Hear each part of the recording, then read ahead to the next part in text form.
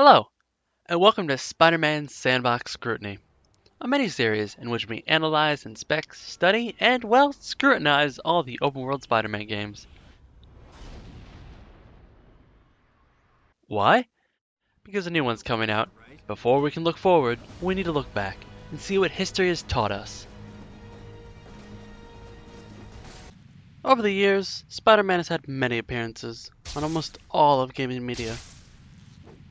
From the Commodore 64 to the Android, from the SNES to the Xbox 360, and now, in the near future, PS4.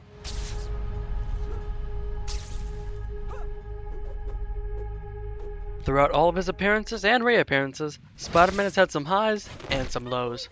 We're going to dissect each of these games and talk about their core mechanics, story, and aesthetic quality one after the other.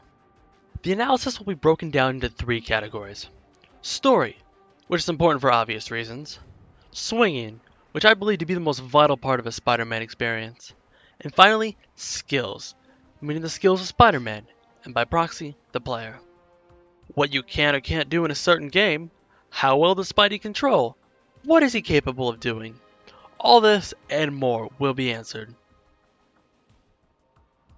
Now, since this is mostly just an overview of the series, I'm going to quickly talk about Spider-Man, the first movie tie-in game, simply titled Spider-Man, the movie game.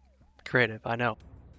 The game is obviously not open world, and we're already breaking the rule our title suggested, but trust me, this is the only exception, and I'll explain why in a bit. Spider-Man the movie game came out in 2002, the movie tie-in game for Sam Raimi's first Spider-Man movie. Now, despite it not being an open-world game, I decided to include this game in my list because this game has historic value. It was the first 3D Spider-Man game in which you could swing more than twice.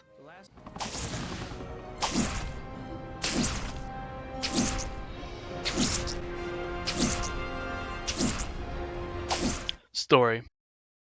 Have you seen the first Spider-Man movie? Good, you're settled. The game's story isn't anything great, and it wasn't really expected to have a good story either, considering it's a movie tie-in game, and the story, well, has to tie in with the movie. So a bunch of stuff happens that happened in the movie, and it ends like the movie did. There's a bunch of other villains here and there, but, well, no one cares about them, and they don't really have any sort of arc anyway, so they're not really worth mentioning. The only reason they're even here is because it's a video game, and they can't have just one villain in a video game. Those wounds never really heal. The beautiful redhead is Mary Jane Watson. The guy is Harry Osborn, my best friend. They stuck with me after Uncle Ben died. Swinging.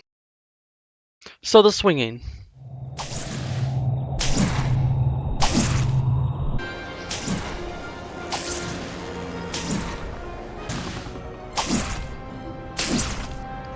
Yeah, that's pretty much it. There's not a lot to be said about it really, it's just, well, at least back then it was innovating. That counts for something, I guess. Well, you're easily impressed, aren't you? You haven't even gotten to the good stuff yet.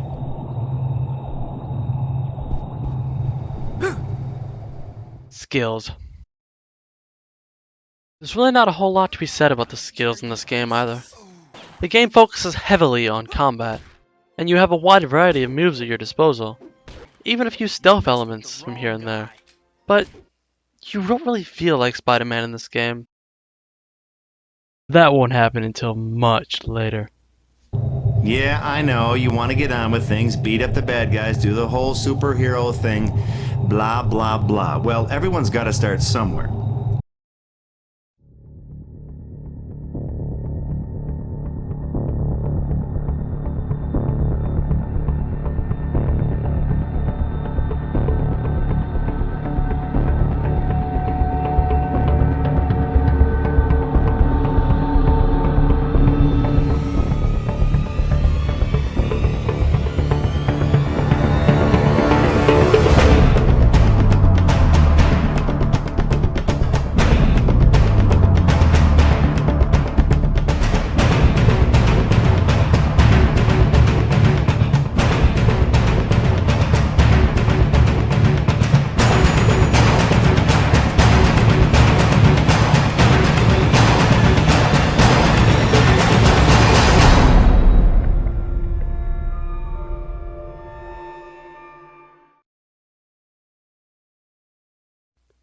Hello. Damn it. Fuck, it'll keep us going. Now, since this is... Fuck. Now, since this is most... Fuck. Spider-Man, Spider-Man, does whatever a spider can. Spins a web, and he sighs, catches thieves just like flies. Look out, here comes the Spider-Man. I can't stop the recording.